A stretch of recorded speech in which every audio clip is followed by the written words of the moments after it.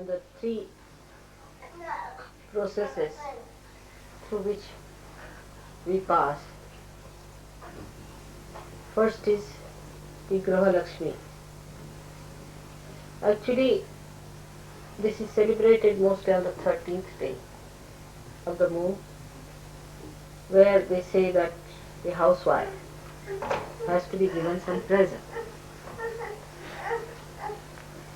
And the best thing she can have is some sort of an utensil. So people give her some utensils. Actually, it's a very, I think, a mutual thing, because if you give an utensil, she's supposed to cook for you. It's a very sweet way of suggesting that you cook something for her. Then the 14th day is very important, because that is the day the goddess, as a power, because it was Kartikeya who killed Narakasura, the devil. And he was one of the worst of all. He could not be killed. So Shiva and Parvati were married for the special purpose to produce this powerful Shakti Putra, the son of the Shakti, known as Kartikeya. And he was just born to kill this horrible devil called as Narakasura. And he killed. That is the day, 14th day. It's something like Halloween that day. Because that is the day they open the gates of hell and put all the devils into hell. And that's why that day one has to rest in the morning time, as long so that let all the devils be put in nicely. Because some of them might be hanging around still. It's better to allow them to get out. I mean, in the realm that you are, you do not feel much there exists. But if you were in the realm of subconscious area or collective subconscious, people see even some of the spirits and also can feel their existence. They see the black spots and all that. So, that day is very dangerous. But because Narakasura was killed, people celebrate it. That celebration is expressed next year, next day, which that day is the day of Diwali, they say. That is the day they also worship Lakshmi, because they think that from the sea, as I told you last time. Then the day of the new year comes in afterwards. Because in India, in the north, that's the time people finish their crops, and they found that day was very good to celebrate the new year. And that is actually more sort of, you can say, is a social thing in India. We need not use that.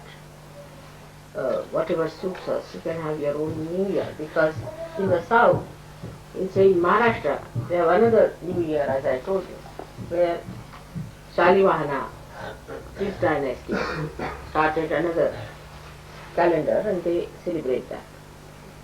So all these things are, nothing is rigid about anything. One must know, nothing is rigid. Rigidity comes from ignorance. It's all for you, for your joy and happiness. The whole festival system is for your happiness and not for the happiness of the time or date. It's for you. So it should be adjustable according to your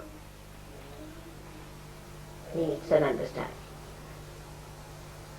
and also according to your national way you live. There should be no addiction to any particular type of culture or particular type of ideas. It's all for you. All these festivals are for you, not for gods. They don't have these festivals. It's only for you people these festivals are there. And when you celebrate them, that's only for your joy and your happiness. And that's how you should celebrate in a way that gives you the greatest amount of happiness. And the festivals, all the festivals of the world must be celebrated. The more you are festive, the happier it is. Why miss the chance? You see? So as Sahaja Yogi, you can celebrate. You can't push yourself in, John.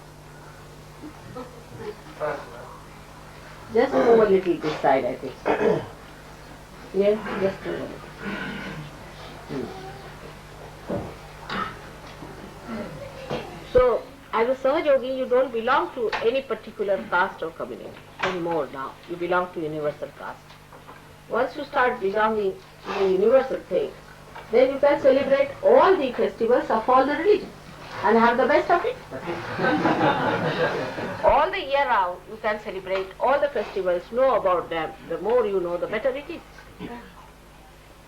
And have all kinds of sweets, whatever you use, whatever type you use, in whatever areas and countries and cultures. And that's how we have to be more festive. Now, the last day is very important. It's a very universal day, I should say, called as Bhaiyadrija. This day, or they call it also in Marathi Bhaubij in different names, it's the brothers and sisters day. Now, the brothers and sisters relationship has to be very, very strong. And the purity of that relationship is to be maintained. It is not necessary that you should be born as brothers and sisters. Not necessary. But you are born, because if you are realized souls, you are born as brothers and sisters. So that purity must be maintained in the society of Sahaja. Very important. That we should try to develop this situation that brothers and sisters are something very pure. The relationships are very pure. And they should not be at all challenged. It is so much so that even if you call somebody your brother, he is your brother. And the more you develop this relationship, the better your left Vishuddhi will be. Because left Vishuddhi is the relationship with God as a brother or with the goddess as a sister. So, Sri Krishna's sister, as you know, was born to Nand. And Sri Krishna was himself born in a prison. So there was an exchange that took place. They had to replace her in his place. And then when Kamsa, the uncle of Krishna, tried to kill that girl, she went into the sky and like a lightning she said that your killer is still living in Gokul. He's still there. So this lightning that we see is representative of that power which we call as Vishnu Maya, is the sisters. If your sisterly feelings towards women are good and strong, your left Vishuddhi will be very good. It has many other qualities. For example, a person who has a very good left Vishuddhi is a very confident person. Not only that, but whatever he says comes out true. Even by mistake he says something, it comes true. It's a very powerful center, left Vishuddhi is. Such a person, whenever he'll speak, to say criticize something, or to cut down something, or to be against something, then it has the power to crush all that he doesn't want.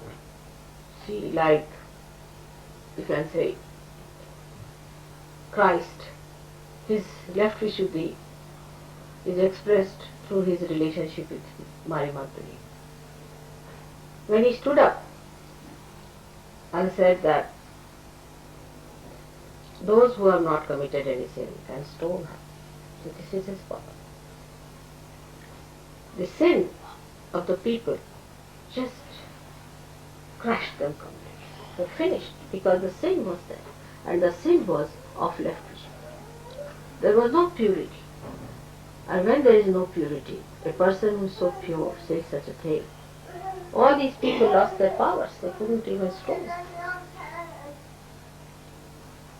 Now, this sister of his was born later on as Draupadi, and that too very near the place we have been to Vani, where we saw.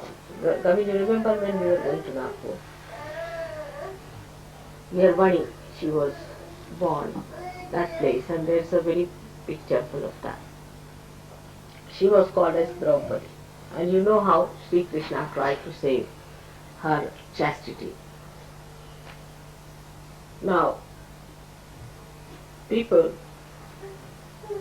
I've heard, are trying also to say things against Mari Magdalene and against Christ and all kinds of things. You see, this is a sign of the decadence of our brains and our morality, that we cannot see purity in any relationship. We cannot see any purity in any relationship. So we as Sahajogis have to develop more of that. Instead of that, what I find, that people, especially in the West, try to think whom we are going to marry home. These relationships are established. These are wrong. There is no need to go on organizing marriages and playing these games of romance and all that. If marriage has to take place, it will take place. But don't spoil the atmosphere. There are some people who are just like barbers who try to organize marriages, you see, and take a great pride in arranging marriages with this one to that one and that one to that one. It's not a desirable. One should not do it. There's no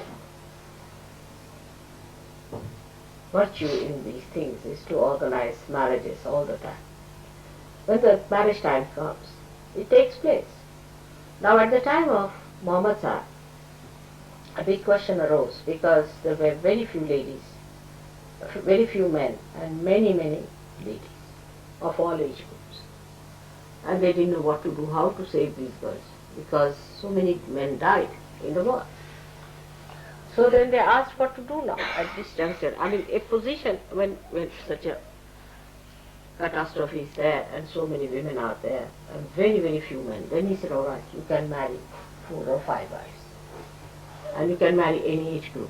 Because if you have to live with dharma, means marriage, means collective sanction, not without marriage. So he said, all right, you can even marry 5 times, but you must marry. Without marriage you cannot live. And that is why he was particular that every person should be married and should have no relationship without marriage. It was sin. Instead of that, now Muslims think that it is their right to marry 5 persons. I mean, when the men are more and women are less. Is that wrong? You have to find out a solution. And at that time, the relationship between even the sisters and brothers, he had to delimit because there was a big problem. So he said, all right, the children born of the same parents cannot marry, but cousins could marry. That time. Now that time is changed. All right. It's not that time. We are not on war. There's nothing happening like that. There's no such problem. So let us develop now our pure relationship of brothers and sisters. Actually, first time when we had this Diwali function, I asked people to find one sister for yourself. Every gentleman must have one sister. To find out one. And then that is the day I said, let us start this way. That next time when we meet on another day called as that's a Purnima, Rakhi Purnima, that you tie the Rakhi in the hand, the same brothers and sisters. In India also we did like that, and it worked very well. So, but there the relationships are so strong. Once with Dhumar, you see, I think tied it to Raulbai. And now even if I say something to Raulbai, he doesn't like. It is to that extent. It's so sweet, you know. And even Dhumar's wife respects Raulbai as an elder sister, you see. It's very sweet. Like that, many relationships are established. And next year, I think Raulbai became the sister of one of our trustees who is no more there. And she always carried on all that relationship. And they also, I mean, imagine, the whole thing is that that relationship is so special, so close, and so pure. And such a relationship one should develop with a lady, any woman, or any friend you want to have. And one should remember that it cannot cross a certain limit. There has to have a maryada. Otherwise they become brothers and sisters and then they marry. It's not possible. So we have to have the boundaries. That is very important. In Sahaja Yoga we have to have maryadas and boundaries. And one of them is this, that once you call somebody a brother or a sister, it's an absolutely pure relationship. Little further we'll go with that, and that the relationship with the, as I had told you before, that with your, say, a husband's younger brothers is just like that. They are like your younger brothers, all of them. Husbands, younger brothers, or younger Sahajogis than your husband are. The other way round is for all the ladies,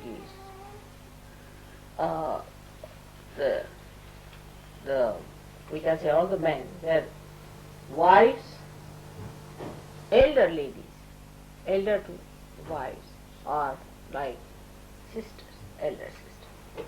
I mean, this relationship is so sweet and gives you a certain amount of understanding how the distance is kept with whom to be free and with whom to have the distance.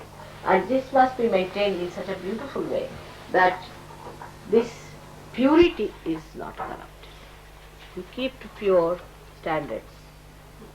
This is the nourishment of Sahaja. It's the nourishment of yoga, purity. Purity is the most important thing for us. Purity in every way. If you are pure, you will not do anything that is fake. That is, we can say, that is not pure. So first of all, you will be pure yourself, and you will accept purity. You will appreciate purity, stand by purity. Any impurity you will not collaborate with or try to compromise with. That's why purity is your mother's name. You know that my name is purity. And this purity is such that it pures everything. It just purifies. The purity should be such that it should purify. Otherwise that purity has no meaning. For example, a soap purifies, alright? But you don't purify the soap. You clean the soap. I mean, some crazy people might be. I know some people who even wash the tap and also the water. And that's why this water, which is the purifier. Water is the purifier. Water purifies us physically. And also our poisons are driven out of our liver also by water. Water is a very great element in removing all problems. You use water for so many things, you know how you work it out. So this Lakshmi, which is purification, was born out of water. That's why she was called as Meni, as I told you. And I am also called as Neera, meaning born out of water.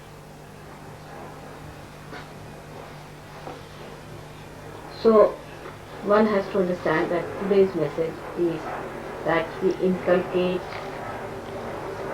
purity. We should not cheat ourselves.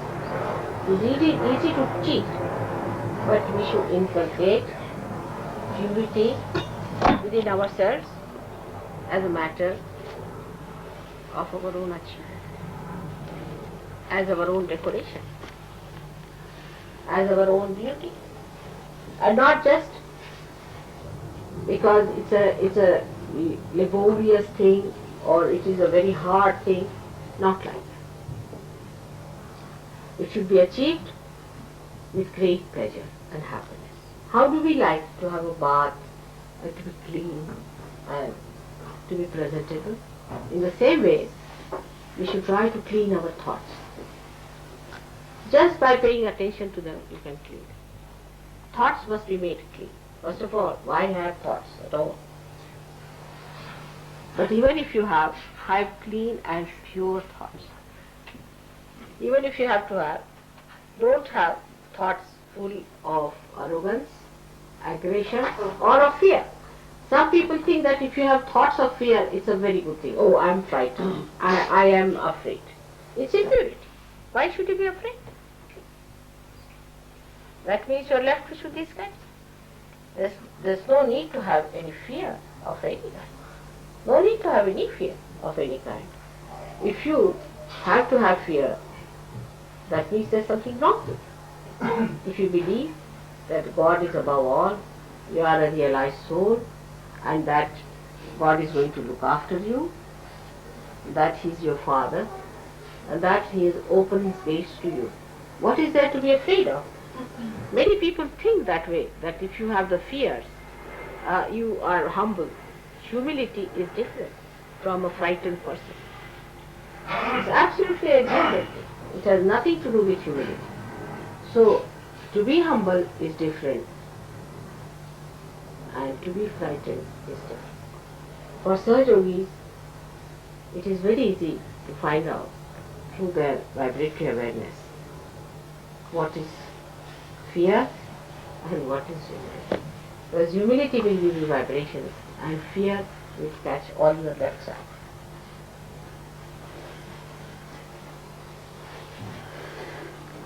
So, our purification of our mind comes through certain methods of understanding ourselves. First of the understanding one has to have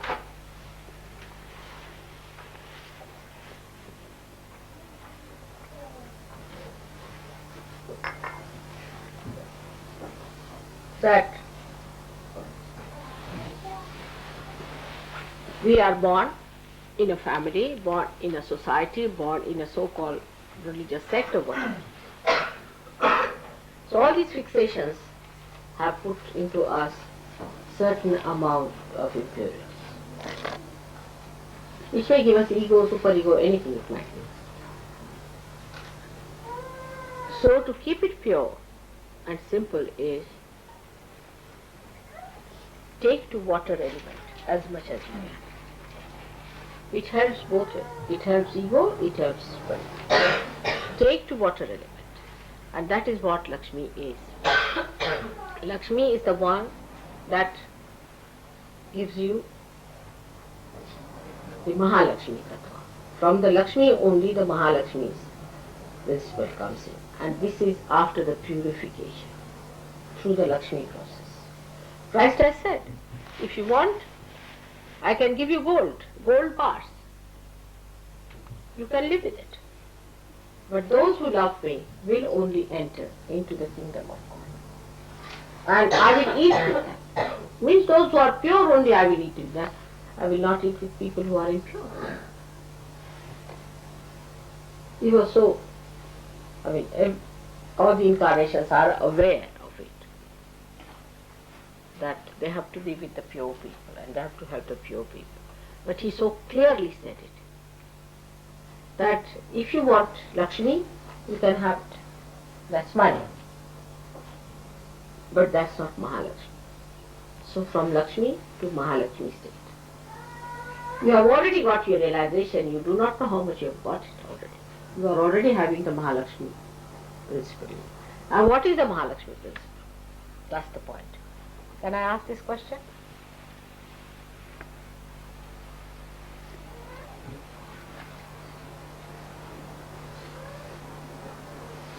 What is the Mahalakshmi principle within you? Desire for the spirit. Desire for the spirit. No, but you have a power. You have got Mahalakshmi's powers within you. Do you know that? The pleasure it gives you. The pleasure it gives you. The what? The pleasure it gives you. The pleasure? Yes. No. It's the power of giving realization. Go ahead, still. You should know. Pleasure is not a power. Pleasure is what you are enjoying. But it's you have a power of Mahalakshmi. Huh? That's right. It's just the sustaining power. That's no power. Power of studying the Power means you have that power to do something. redemption. The power to spread Sahaja Yoga. Huh? The power to spread Sahaja Yoga. That's rather vague. Particular one. Deep realization.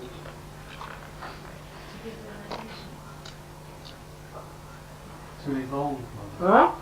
To evolve. What is it? To evolve. But to evolve is your own. Power is what you do to others. The whole thing I told you just now is to purify. You have the power to purify. How do you cure people? By purifying them. Alright? Now just think how you purify others. By talking to others, you can purify them.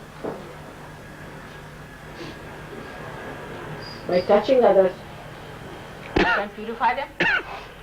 By looking at them, you can purify them. One person who is a realized soul purifies the whole atmosphere. Your atmosphere is purified. Since I have come, it has been warm enough. You purify everything. You purify this light. Do you notice that? You awaken the light.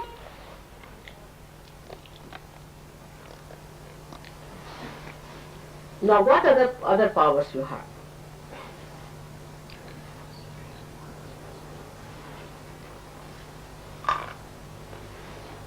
Raise Kundalini. Hmm? Raise Kundalini. That's a vague thing. See, Kundalini is many powers, many-folded. You purify yourself. Others and yourself. Some more powers are there. Now come here. Let's have it.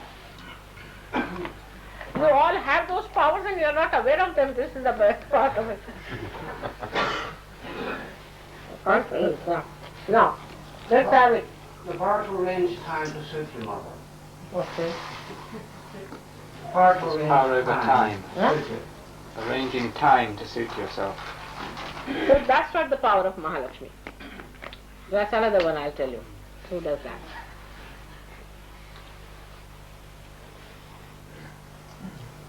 Balance. Huh? Balance. To keep equal the Supreme part. What is it? So it gives a balance between ego and super-ego. No, that's true. That is one of them. But that is Guru power. That is the Guru's power. Balance comes from Guru. You see, Mahalakshmi is water. So now you tell me. To cleanse. That's a done now. One cleansing is done. Now what else water does? Quench the thirst. Huh? To satisfy. Now coming to the thought. It quenches the thirst, the spiritual thirst. You can quench the spiritual thirst of people. Tremendous power. Because when you give realization, that the seeking is over. Alright? Then another one. Now come along. What other power? Think of the water. Nourishment. Nourish. You give spiritual nourishment to people through your power. Even if you are standing there, you are nourishing others. Then it's a solvent. You dissolve their ego, you dissolve their superego. All these powers are your own now after realization. Just think of it. What else? Divinity. Huh? Divinity. Divinity. But that's very vague, because divinity is how to relate it with water people won't understand. So let us put it the other way around. What is it?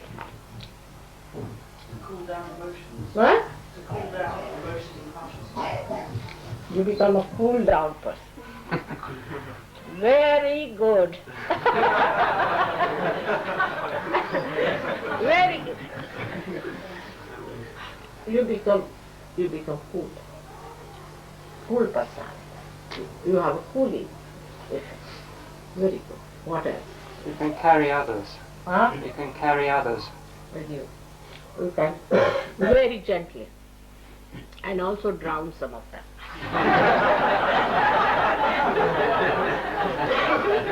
Drown into the love, into the ocean. Alright? But you can also push them with 2 running jumps, alright?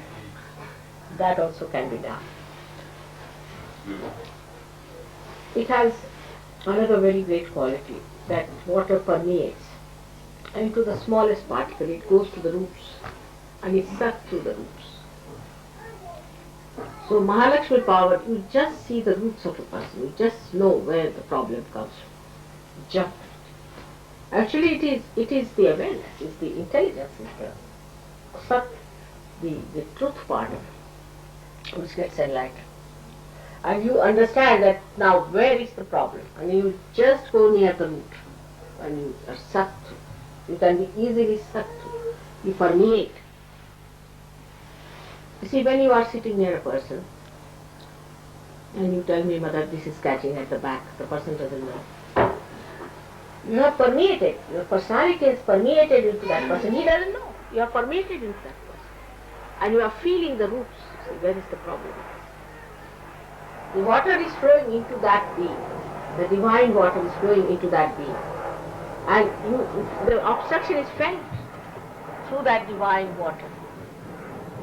And you can say that this is catching, that is catching. So the permeating.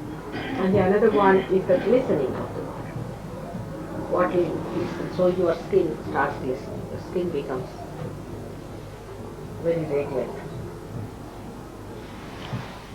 And the last of all is the reflection. A person who sees you, sees his own reflection, he gets frightened. With me it happens sometimes. And I don't mean anything bad to anyone, but people are unnecessarily frightened of me because they see their reflection. So when they meet you, they see their reflection, they can be very aggressive because they see their reflection. They can be very hard on you because they see their reflection.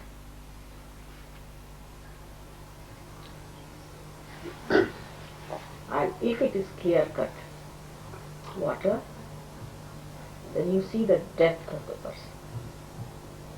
If you are clear-cut Sahajogis, they feel the depth, clean, and they can see through the spirit shine. These are the qualities of water within us. The more of that, I would say, especially in my body, the water acts as a buffer to protect the chakras.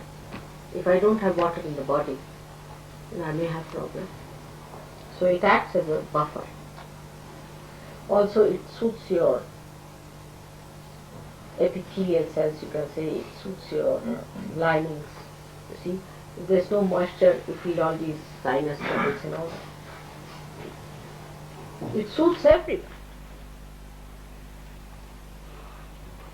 And there are other types of powers of water which we know of. That when it comes out of your eyes, expresses your compassion, your love, your emotions. That's the only thing out of all the elements which expresses emotions. Water power, I mean. Water has other qualities also, which physics people know, hydrostatics. It has the pressure. It has a pressure. And a person who exists like a Sahajogi will definitely put a pressure on others. He will not aggress, but there will be a pressure and pressure. And another person, if he receives it, then he gets the advantage of it. But if he does not receive it, then he feels pressurized and he feels a little bit dominated. Your neighbors, your family people, in the beginning will feel, there's a pressure because the body achieves a kind of a weight. And that's how the Guru Tattva is formed out of it. And if there is salt, that's Guru principle, then the weight is even more. So today, for water, should really know that water is a very holy thing, and in our pujas also we use. Especially this thing signifies the Kundalini. That means the Kundalini is the water jar or the carrier, the Aquarius. And this is the age of the Aquarius. So how important is water? And the water is the carrier of divine love. It's the best carrier.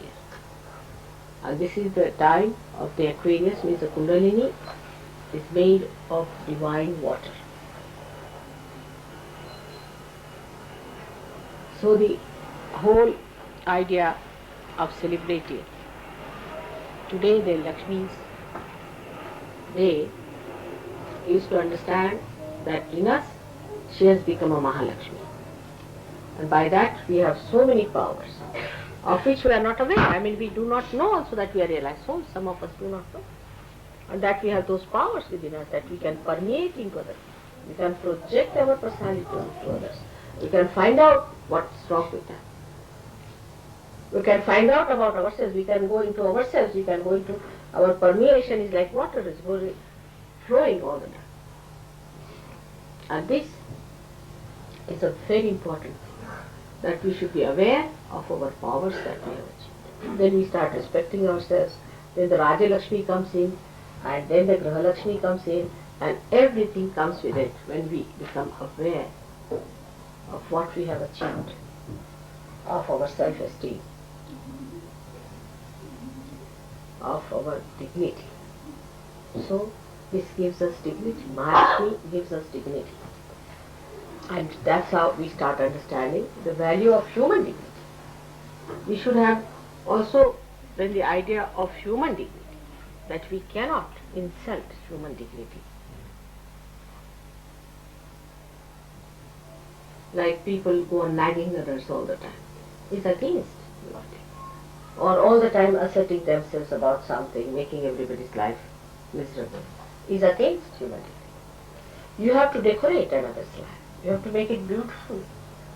You have to make it enjoyable and happy. Make everyone happy, not to nag all the time. Then if you nag, that's not a Gruha Lakshmi. That's not a Gruha Lakshmi. You should not nag. Do this, do that, stand up, what are you doing, stand this side, go move that side. It's all nonsense. You leave the person to do it. The human dignity is the most important. You must respect the human dignity. And that's possible because now you have got the Mahalakshmi power. Those who do not have dignity also will get it from you, because you are dignified now.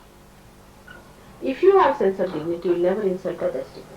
For small things we insult, like why did you put the soap here, why did you do this, why did you do that. And the other side could be that others have no dignity, so they go on doing things just like animals. Both things are wrong. But one must respect, and respect brings the best results I have seen. That's the best results. Once you respect and love, then the trust is grown and one wants to keep the trust. And that's how the human dignity improves everywhere. We have to respect every Sahajogi because we are all saints. To respect each other. Absolutely respect, you are all saints. I don't know if you realize what I am saying. Each one of you is capable of giving realization to the whole world. Each one of you. And if we realize, then we must respect ourselves and respect others. Should not talk frivolously about others, make fun. Especially your mother. You can't take liberties with her. That is something one has to know. In the West is important. This is very important. That one has to know about it. The other day I was correcting somebody. So Hugo said that you are a very lucky person, that mother is correcting you, you are very lucky that she is correcting you and telling you something. Because you are naive, you see, and that's why you start taking liberties. But first of all, you must respect the dignity of your mother. That's very important. And that gives you the greatest dignity. I am telling you this because unless and until you do that, your growth cannot come up with. So that is a very important point. And like in India, supposing somebody is going to a temple, or they come to, now for example today, she has come, or somebody has come, they'll wear a nice dress. You see, we are going to a temple, and all the ornaments they'll wear, everything they'll wear. That is the day they have to present all their dignity. So one should not come with disheveled hair or things like that. That's not a good thing. Because all these things are important. How you respect, how you have to be dressed, how you have to be presentable. Because these things, some people say that, oh, we live on spirit. You see, we are tidy because we live on spirit. Spirit is the most tidy thing. It tidies everything, you see, it tidies everything. It goes into proper synthesis, proper concord, a complete beautiful music is created out of that. How can a chaotic person be called a spiritual man? Cannot. Anybody who is chaotic, whose house is chaotic, whose things are chaotic, must know there is something bhutish in that. Absolutely. But you should not be the other way around, that so meticulous that you eat others' heads. That's another side. So both things should not be there. And I go on insisting on this point because it's very important for ego-oriented people. Because they can become anything. The other day I was going on the King's Road and I was surprised what sort of dresses people are wearing. And they think that whatever we wear, we are. That means you must be monkeys if you wear such dresses and go about. If you believe in that, then you should be decent people. There should be decorum about it. So, today we have learned about Lakshmi's growth into Mahalakshmi. But it is not that when you grow into something, the rest of it is finished. It's not so. That some people think that we have become a spiritual personality now, Lakshmi Tattva is not there. It's not true.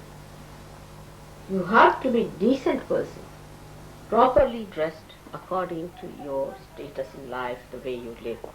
And there should be no, hypocrisy about it. No hypocrisy. By doing any nonsensical thing, like some people think becoming primitive or anything, you will impress others. You will never impress, you see. It's beggar's thing.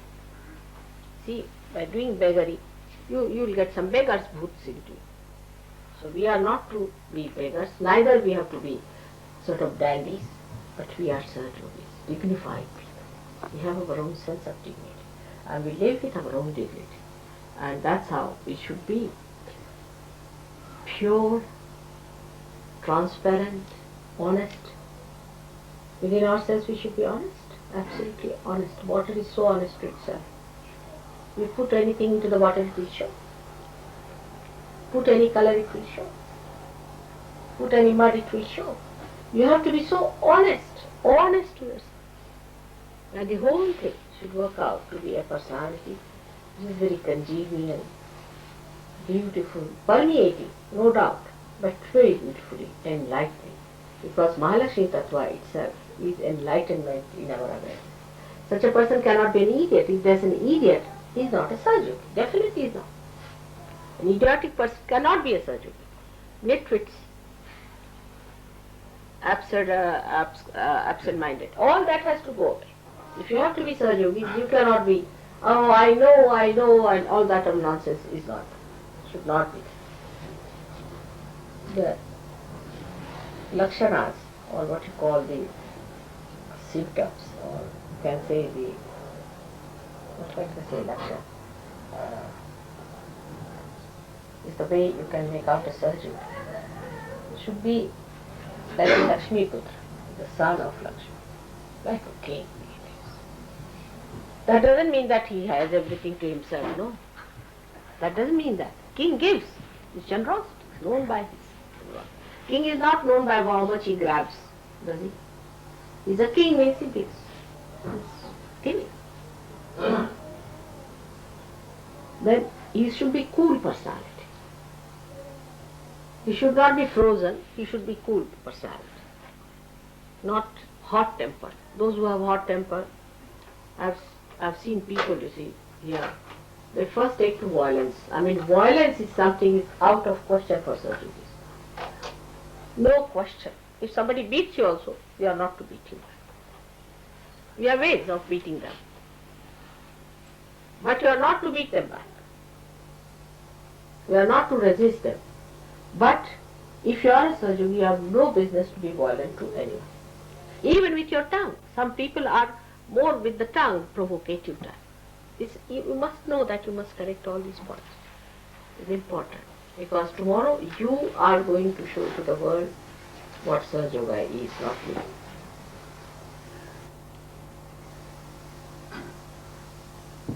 So we have to dedicate ourselves to our purification, to our glorification, because water glorifies, gives you glory.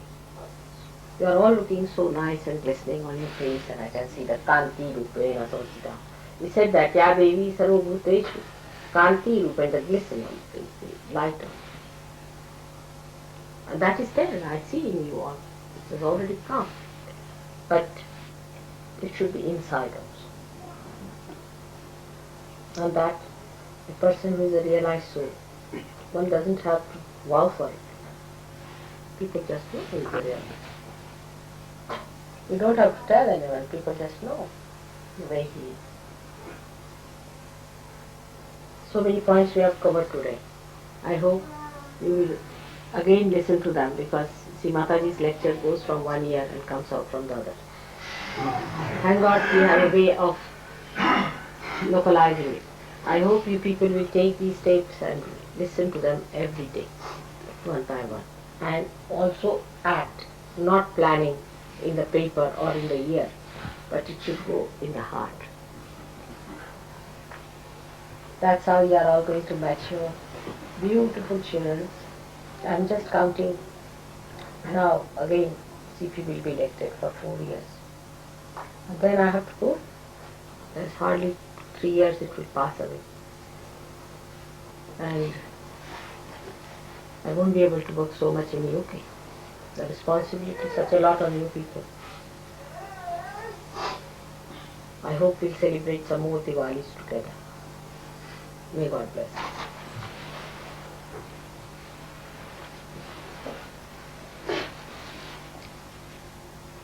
Mother, may I ask you a question? Yes, yes, please, please.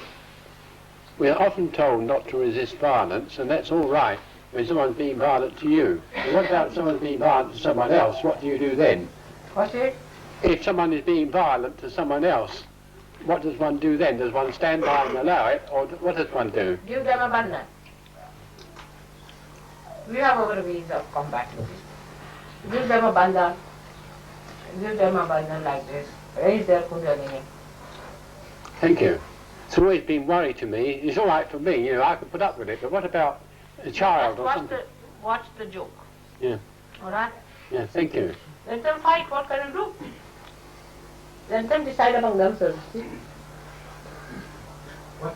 What about the military service in a developed country, Mom? What? What is it? He's asking about military service. That stupid thing you have to do. Because you are born in a stupid country like that. This was your own stupid decision. That it is birth. Certain stupidities we have to do according to the country. In India also we have to do certain stupidities. But not this kind, but another type. So, if you are born in a stupid country like France, you better do it. Another is Switzerland has got this. Nobody has attacked this Switzerland so far. You see, but still they are having this military thing. Because they are robbing people of their money and having those banks, so they have to show they have a military to protect the money. We have an alternative, we can write to the government and for philosophical... No, better give them a bandhan. No use fighting. Again mental. Beat them with shoes. Your government is changing now. Yes, Much change. well, we'll see. Much better now. Maybe. Much more sensible. Alright? Alright. Now pray for other governments.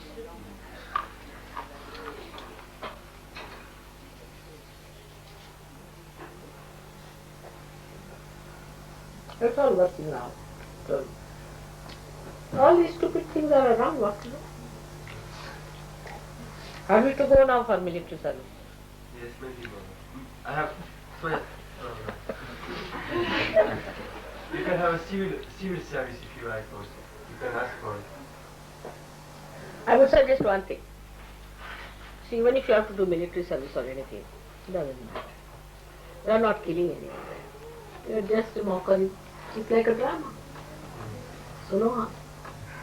Do your meditation, do everything. This is no seriousness about it. It's all mockery going on. Take some holiday.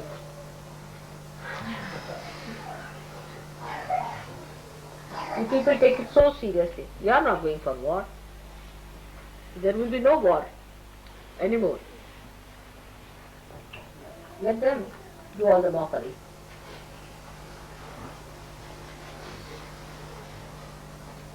Any other question?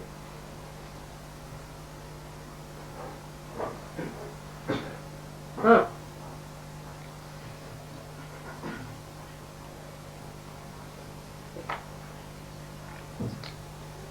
It has steadied down quite a lot, I think.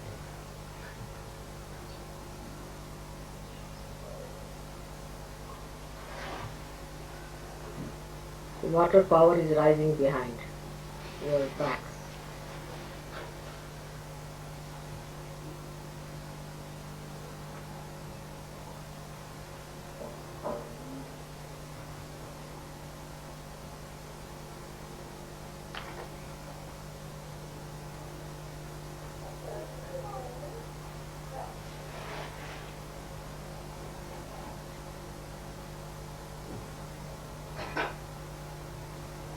Now,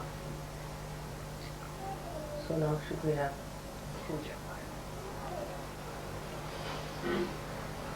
Now today, Puja, you must inculcate your Mahalakshmi Tantra.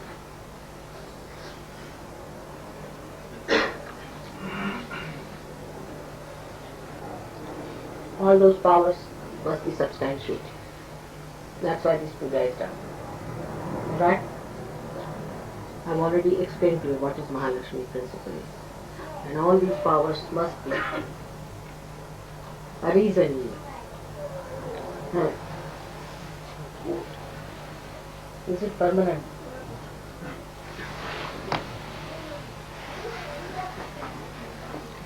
Are big nails, 2 nails now.